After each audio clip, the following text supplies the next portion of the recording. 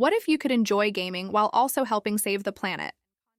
That's the big promise of PlanetPlay, a platform that combines in-game items and content with climate action, claiming that every purchase directly funds verified environmental projects. On paper, it sounds like a gamer's dream with a purpose, and there are some strong positives worth noting.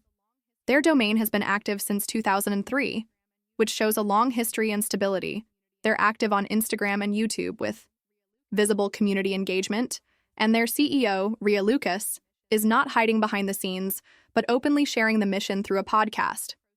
The idea of channeling 100% of proceeds into climate action, while at the same time giving developers new growth and revenue opportunities, really sets them apart in an industry where profit usually comes first.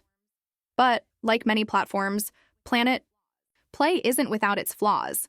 They don't have any user reviews displayed on their own website, which makes it hard to gauge direct customer experiences, and on Trustpilot, they only hold a 3.5-star rating from just 9 reviews, a very small sample size that doesn't provide much confidence.